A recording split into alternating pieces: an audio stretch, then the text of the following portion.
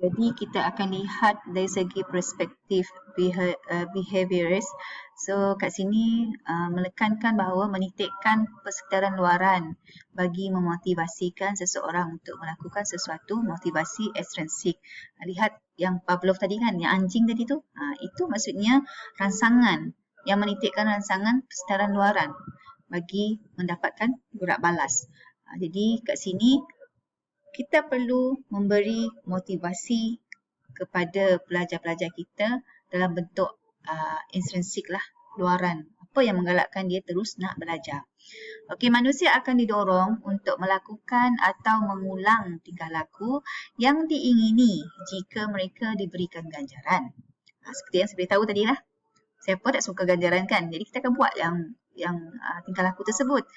Atau tidak melakukan tingkah laku jika mereka didenda akibat tingkah laku tersebut. Kalau mereka kena rotan. Jadi maksudnya mereka tak akan membuat kesalahan yang sama lah, kesilapan yang telah dilakukan sebelum itu. Jadi tingkah laku yang telah diberikan peneguhan akan berlaku berbanding dengan tingkah laku yang tidak diberikan peneguhan, malahan didenda. Kalau menurut Slavin 2005, maksudnya tingkah laku akan diberi peneguhan. Yang kalau tingkah laku yang baik tadi kan, hari ini siap kerja, dapat hadiah 1 kotak warna. Itu peneguhan, menyebabkan tingkah laku itu akan sentiasa berlaku sebab mendapat ganjaran yang diberi. Peneguhan dia itulah berlaku. Kajian menunjukkan aktiviti yang menyeronokkan boleh ditingkatkan melalui peneguhan intrinsik. Betul kan? Biasanya sebab itulah dalam pengajaran kita mesti ada didik hibur sebab kita nak teka belajar ini belajar. Dalam masa dia belajar dia dapat perasaan yang seronok. Sebab itu kalau saya kaitkan dengan prasekolah kami, sebab itu kami menggunakan konsep belajar melalui bermain. Sebab main ni kanak-kanak suka. Dalam dia main, dia belajar. Itu yang kita boleh kaitkan dengan peneguhan ekstrinsik.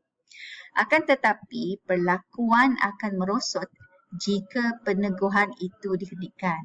Kalau contoh kan ganjaran, saya dah tak ada duit dah untuk beli warna, beli pensel, habis dah duit saya untuk beri ganjaran. Jadi saya pun tak beli lagi. Jadi kanak-kanak pun rasa, tak ada ganjaran, tak ada tu, malas nak buat. Jadi maksudnya perlakuan itu akan semakin kurang. Sebab itu ganjaran kalau kita nak beri jangan banyak kali. Kita pun ada berkala juga supaya kita boleh bimbing ataupun didik hati pelajar kalau nak buat sesuatu jangan harapkan ganjaran sahaja. Jadi apabila ingin menggunakan peneguhan ekstrinsik, pendidik harus pastikan bahawa peneguhan itu sememangnya perlu. Seperti yang saya beritahu tadi lah, iaitu murid berkenaan tidak mempunyai keinginan intrinsik untuk menguasai kemahiran akademik dan tingkah laku bilik darjah yang amat diperlukan untuk kejayaannya. Jadi yang ini yang diperlukan lah sebab kita tahu ada pelajar ni belum ada kesedaran lagi untuk belajar sendiri. Jadi kita gunakan itu. Tapi berkalalah sebaik-baiknya. Sebab kita tak nak pelajar ini bersandarkan kepada ganjaran saja untuk belajar. Tapi dalam masa yang sama kita boleh didik mereka dalam intrinsik lah kesedaran diri untuk terus belajar. Kita boleh kaitkan dengan kalau kita belajar, Allah suka, kita dapat pahala, itu kita boleh kaitkan lah. Jadi implikasi teori behaviorisme terhadap PDP kat sini maksudnya matlamat akhir yang spesifik. Sebab itu kalau pengajaran kita objektif dia mesti jelas supaya pelajar tahu apa objektif yang mereka capai. Yang kita kaitkan dengan sini objektif yang khusus. Okay. Kalau kita umum tak nampak sangat. Macam contoh, saya boleh ambil yang tadika saya punya prasekolah lah ya. Pada akhir pembelajaran kanak-kanak akan dapat menyepak objek. Jadi kalau objek itu dia terlampau umum. Jadi maksudnya saya perlu letakkan situ menyepak bola ke dalam bakul. Itu sasaran yang tepat lah. Kalau saya letak ke sasaran yang ditentukan. Itu masih lagi umum. Sebab itu kalau kita nak buat objektif, biar kita objektif itu memang tepat dan jelas. Dan seterusnya analisis tugasan. Sebab itu dalam memberi tugasan kepada pelajar, kita kena lihat analisis betul-betul apa yang perlu dicapai. Dan seterusnya langkah-langkah pengajaran secara berperingkat, iaitu dari yang mudah ke hingga yang sukar ataupun complicated, supaya kita boleh mencabar setakat mana pelajar ini capai. Seterusnya teknik peneguhan yang sesuai. Adakah kita nak guna positif ke negatif ke? Kalau yang positif banyak kali pun nanti budak-budak dah jemu ke apa semua ataupun asyik bersandarkan kepada ganjaran sahaja. Seterusnya kita perlu ada aplikasi hukum kesediaan, ada aplikasi hukum latihan, ada aplikasi hukum kesan dan akibat. Yang ini kita perlu lihat seperti yang Tuan Dek beritahu tadi kan.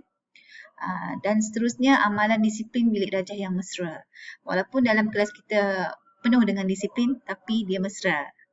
Maksudnya peraturan lah. Mesti ada buang sampah dalam tong sampah. Mesra sikit dengan apa? Dengan dia punya hiasan lah peraturan tersebut, menceriakan keadaan. Tapi dalam yang sama kita berdisiplin. Lepas itu aplikasi teknik motivasi. Yang ini kita boleh apply motivasi ekstrinsik dan intrinsik dalam kalangan pelajar kita. Kita boleh baca dengan lebih lanjut macam mana kita nak memberi motivasi. Lepas tu persekitaran pembelajaran yang merangsangkan. Sebaiknya alat bantu belajar itu yang sangat memain peranan penting membantu kita untuk attract attention daripada pelajar. Okey. Setelah tamat untuk teori pembelajaran behaviorisme yang berkaitan dengan tingkah laku, sekarang kita akan pergi kepada teori pembelajaran kognitif. Kalau menurut Nuriyati, Bonham dan Sharifah 2017, pembelajaran sebagai perubahan proses mental yang berlaku secara aktif. Memang kalau yang kognitif dia melibatkan mental. Kalau mental di situ kita banyak berfikir. Kalau banyak berfikir maksudnya kita ni aktif lah untuk melihat setiap perkara dengan rasional ke, dengan ada akibat ke, tujuan ke, iaitu menyebabkan kita sentiasa berfikir dengan aktif. Jadi prinsip-prinsip teori pembelajaran kognitif ini oleh Egan dengan Kouchard 2008 mengatakan bahawa otak manusia aktif berfikir untuk memahami persekitarannya. Memang dalam kehidupan kita, kita mesti faham apa yang disampaikan, apa yang berlaku pada diri kita. Kalau kita tak faham, benda itu kita rasa kita tak dapat menjalani ataupun melalui sesuatu situasi dengan betul. Jadi pembelajaran dan perkembangan bergantung kepada pengalaman individu. Sebab itu yang kalau saya kaitkan dengan saya memberi salam dengan kanak-kanak yang memberi salam Assalamualaikum kan. Sebab mereka tak pernah pun mendengar perkataan Assalamualaikum. Jadi dia tak tahu apa nak jawab. Sebab itu kita perlu memberi pengalaman kepada mereka dan situ mereka boleh memahami kenapa perlu beri salam. Okey, murid membina pengetahuan bukannya merekod. Pengetahuan melibatkan aktiviti yang memberi makna kepada pengalaman. Seperti yang tadi kan, takkanlah dia nak hafal. Kalau hafal memang cepat lupa. Tapi kalau dia amal, dia tahu beri salam di mana-mana kepada orang Islam, di situ dia dah membina pengetahuan. Dan apabila dia membina, di situ dah memberi makna dalam kehidupan dan menjadi pengalaman dia lah.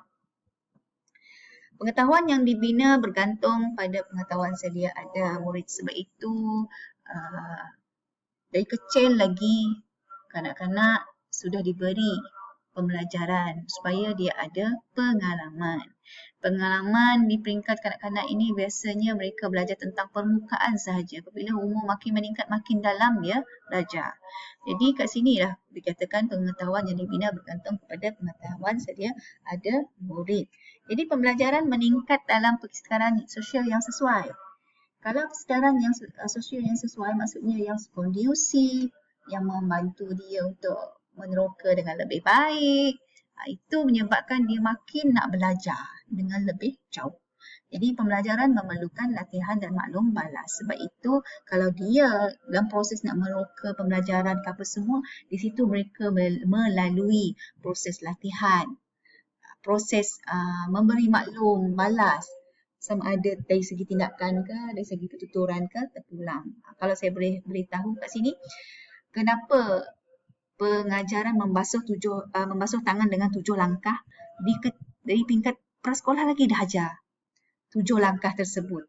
Dan apabila dah makin dewasa sekarang, kita dah berdepan dengan pandemik ini, kena tahu cara membasuh tangan dengan bersih 7 langkah tersebut supaya keadaan diri kita bersih dan tangan kita pun bebas daripada bakteria ataupun kuman lah. Itu antara latihan bayang 7 langkah itu membawa kesan kepada kehidupan seharian. Bukan saja untuk kanak-kanak, tapi kita orang dewasa pun sama. Kalau lihat dari segi teori pembelajaran kognitif oleh Kohler, dia menekankan teori celik akal.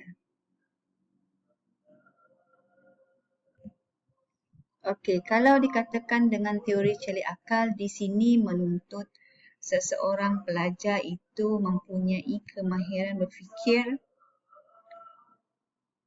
Yang pertama, mengetahui apa yang dia tahu, apa yang dia lihat, apa yang dia faham tentang sesuatu persoalan yang diberikan.